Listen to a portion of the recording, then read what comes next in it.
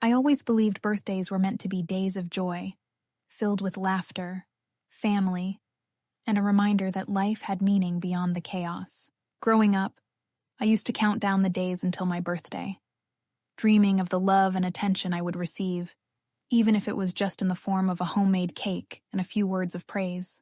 But as I grew older, the shine dulled, and my expectations withered. By the time I was 23, I no longer anticipated grand gestures or emotional speeches. I had learned that in my family, love was conditional and often tied to pride or control. Still, despite that, I thought at the very least I could make my own day special, funded by the fruits of my hard work, my independence, and the sacrifices I had made since I was 18. I had started freelancing in graphic design during college, taking up projects from international clients late into the night, my eyes straining under the dim light of my laptop as I taught myself everything from software to branding strategies, slowly building a career that my parents mocked as a silly hobby. They would laugh when I told them I had signed a new contract, dismissing my excitement with a wave of the hand, saying I should get a real job like everyone else. But the so-called hobby paid my tuition, bought my textbooks, and eventually became the foundation of a career that not only supported me, but gave me a sense of worth I never found at home. Every dollar I earned became a symbol of rebellion, proof that I did not need their approval, and I carefully saved my money, split between investments, savings accounts, and credit cards I guarded like lifelines. By 23, I wasn't rich, but I was stable. And I was proud. Quietly. Secretly proud. Because I knew I had carved out a life for myself even when no one believed I could. That illusion of stability was shattered 2 weeks before my birthday. It was a mundane afternoon, the kind that should have slipped by unnoticed, when everything changed. I sat on my bed with my laptop open, ready to book a hotel for a small weekend getaway with friends. It wasn't anything extravagant, just a way to celebrate the way I wanted to, far away from the suffocating walls of my parents' house. I typed in my card details, humming quietly to myself, already imagining the laughter and peace of the trip. But the moment I hit confirm, the screen flashed red. Insufficient funds. My stomach twisted. That didn't make sense. I knew exactly how much I had reserved for this celebration, more than enough to cover it. My fingers trembled as I logged into my bank account, each second stretching like a rope pulling tighter around my neck. When the numbers appeared, my breath caught in my throat. My savings were untouched, but my credit card balance, where I had carefully allocated money for the birthday trip, for gifts, for the small luxuries I had allowed myself, was almost empty. $25,000 gone, evaporated as if someone had set fire to my future. My heart pounded in my ears as I stared at the number, blinking, praying it was a mistake, a glitch in the system. With shaking hands, I called the bank, pressing the button slowly, my voice breaking when the customer service representative answered. I explained the situation, my words spilling out in broken gasps, and then came the confirmation that crushed me completely. The charges were not fraudulent, ma'am. The transfer was authorized and went directly into another account. According to our records, it was your parents' account. For a moment, I couldn't process it. I sat there, phone pressed to my ear, my chest so tight it hurt to breathe. My parents, the people who had scolded me for every minor mistake, who told me constantly that money was scarce, who belittled my career because it wasn't stable. They had taken everything. Not borrowed, not asked, taken. I hung up the phone and stared at the wall, numbness flooding me, before the numbness cracked open into rage and despair. Tears blurred my vision as I stumbled out of my room, finding them in the living room watching television, as if the world hadn't just collapsed. "You stole from me," I whispered, my voice trembling so badly it barely sounded like mine. $25,000. Why? My father didn't even look guilty. He didn't flinch, didn't avert his eyes. Instead, he gave me the kind of look that had always made me feel small, a look that said I was overreacting, childish, unworthy of seriousness. My mother crossed her arms, lifting her chin as though she were the victim, as if I had wronged them. "You're young," my father said coldly, his voice carrying that cruel calm that cut deeper than shouting ever could. "That money was just sitting there. We needed it more than you did. We're your parents. We gave you everything you have. Don't you dare call it stealing. The words sliced through me. They weren't just dismissing the act. They were rewriting reality, twisting theft into entitlement. They had taken my sacrifices, my sleepless nights, my painstaking self-built career, and reduced it to something they believed they owned. My lips parted, but no words came. Just the ache of betrayal suffocating me. My world, the fragile balance I had built, crumbled in that moment. These were the people I had trusted, the ones who were supposed to protect me, to guide me. Instead, they treated me like a bank account they could raid whenever they pleased. But it wasn't just the theft that destroyed me, it was what followed. My mother smirked, her eyes gleaming with something I couldn't name but felt like triumph. "Besides," she said softly, cruelly, "you'll survive. You've always been resourceful. Don't make a scene. You wouldn't want to ruin your birthday, would you?" Something inside me broke. My tears came faster, blinding me as I stumbled back toward my room, my legs weak, my heart a lead weight inside my chest. I slammed the door shut and pressed my back against it, sliding down until I was curled on the floor, sobbing into my knees. The room felt darker than ever, the silence pressing in around me, broken only by my ragged breathing. They hadn't just stolen my money. They had stolen my trust, my sense of safety, the belief that family could be a refuge. I wrapped my arms around myself, shaking, the betrayal settling into my bones like ice. Hours passed, though I couldn't tell how many. My tears dried slowly, leaving me hollow, empty, and yet, in the stillness, something else began to stir. A spark, a flicker of something sharp, something unyielding. The pain didn't fade, but it hardened, crystallizing into resolve. They thought I was powerless, thought I was a child they could control, that I would bow my head and accept the chains they wrapped around me. But they had no idea who I had become, no idea what I had built in secret, no idea that the girl they thought they owned had already learned how to stand alone. My hands clenched into fists as I stared at the darkness. My birthday was no longer a day of celebration. It was the day I had been reborn. And though they had stolen $25,000, they would soon discover they had stolen far more than they could handle. They would learn the cost of underestimating me. The days leading up to my birthday were suffocating in ways words could barely capture. A constant weight pressing down on my chest with every passing hour. My parents carried on as if nothing had happened, as if they hadn't reached into my life and stripped away the security I had spent years building. They walked around the house with smugness painted on their faces, my mother's fingers glittering with the new jewelry she had bought, her wrists heavy with bangles that sparkled under the kitchen lights, each clink of metal a reminder of the $25,000 that no longer belonged to me. My father strutted about the living room like a man who had suddenly discovered wealth, bragging over the phone to his friends about a so-called business venture that he claimed would double our family's standing, speaking in tones of grandeur that made me sick to my stomach. The pantry was stocked with expensive groceries we had never been able to afford before. Imported cheese and wine. Delicacies that only underscored their arrogance. Each bite they took seasoned with betrayal. And me? I stayed quiet. I ate my meals in silence, chewing food that tasted of ash, nodding occasionally when spoken to, letting them believe I had swallowed the humiliation along with their lies. I let them laugh, let them boast, let them parade around in their temporary shine, because in silence I was sharpening myself, building a resolve stronger than anything they could imagine. I stopped trying to convince them of my worth, because deep down, I knew they had never truly seen me. What they didn't know was that my graphic design career had grown into something far greater than the late-night side hustle they always dismissed. Over the years, as I worked tirelessly for clients abroad, I had invested quietly and wisely, channeling my earnings into startups that were beginning to blossom, into stocks of a growing tech company whose name was just starting to make headlines, and even into partial ownership of a creative agency in the city, one that was gaining reputation faster than anyone expected. On paper, I wasn't just their dependent daughter living under their roof. I was an entrepreneur, a shareholder, a business owner. I had built something real, something enduring, something they couldn't take away with the swipe of my card. But they didn't know that. They had always underestimated me, assuming I was still their little girl, fragile and naive, someone they could bend to their will and strip of resources without consequence. That ignorance was my greatest weapon, and I would wield it at the perfect moment.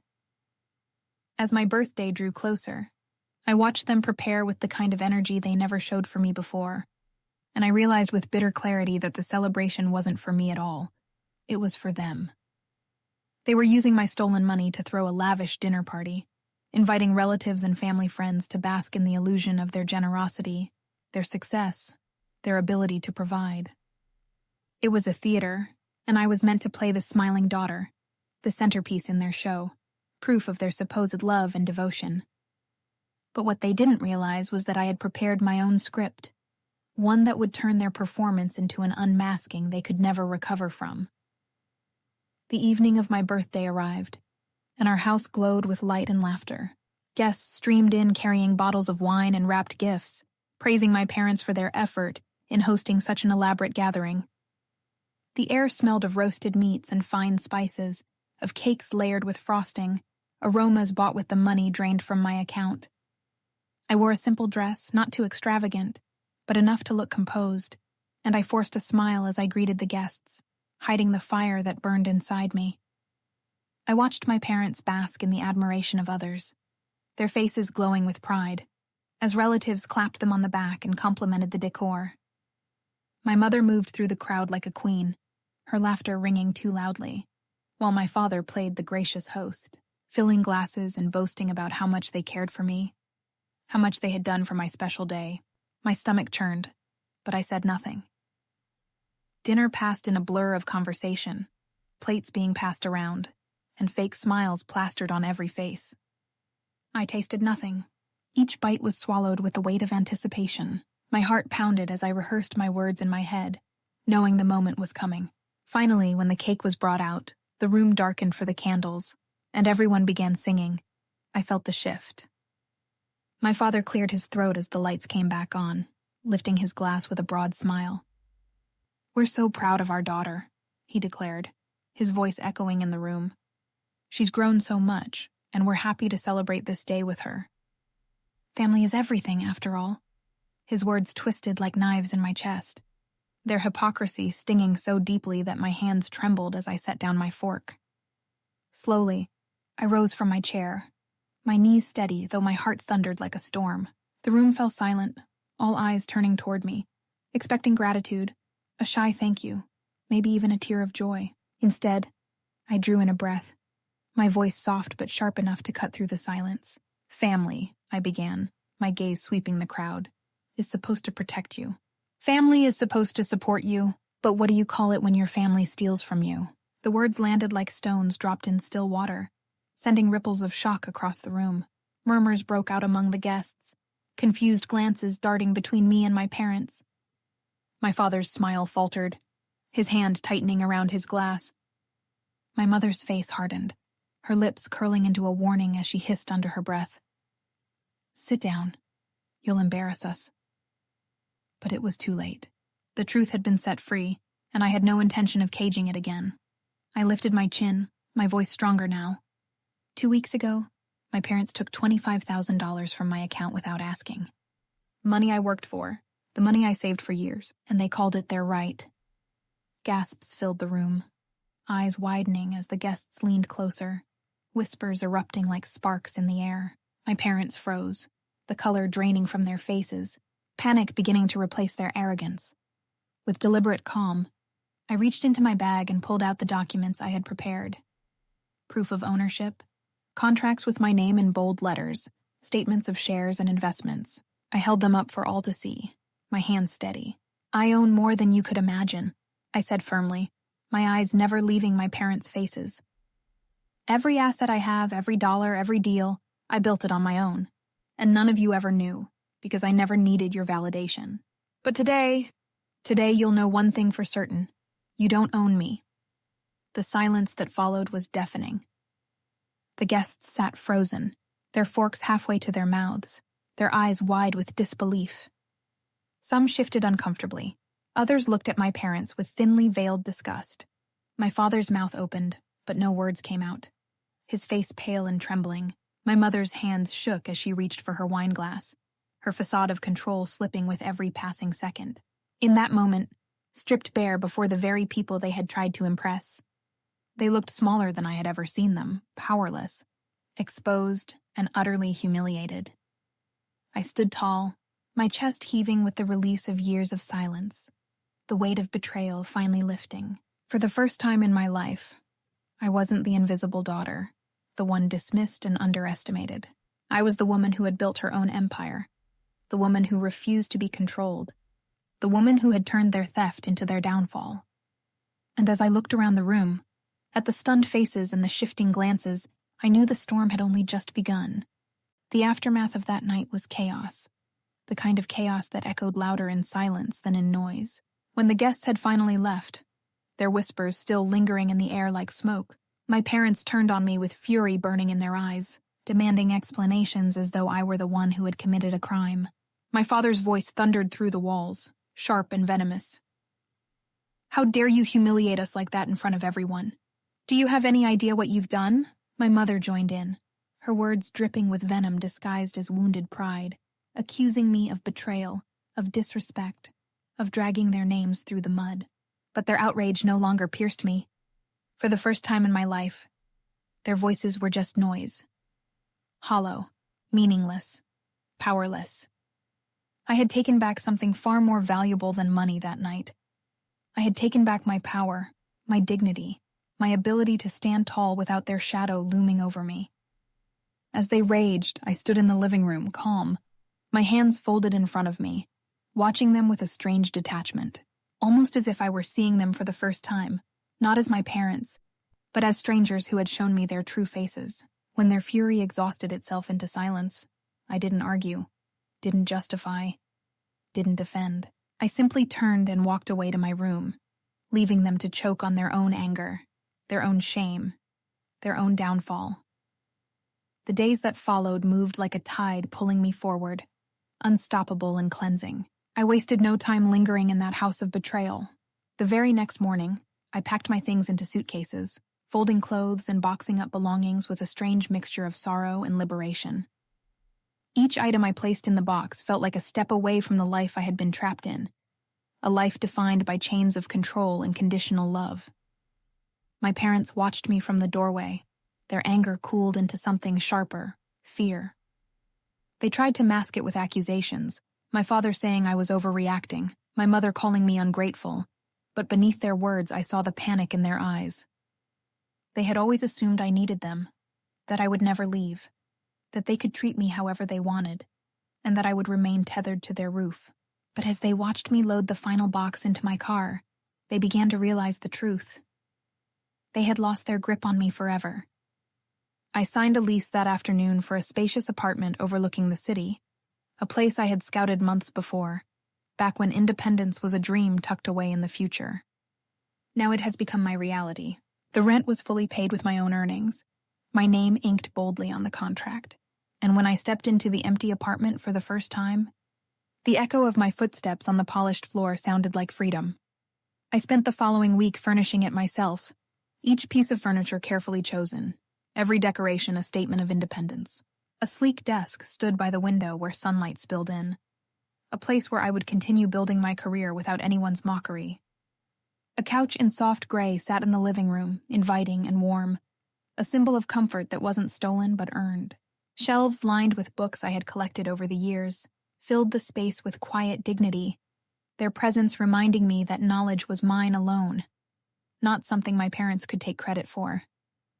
As I arranged each corner, I realized that this apartment wasn't just a home, it was a declaration, a sanctuary built from resilience, from every hour I had spent working late into the night, from every tear I had shed in silence.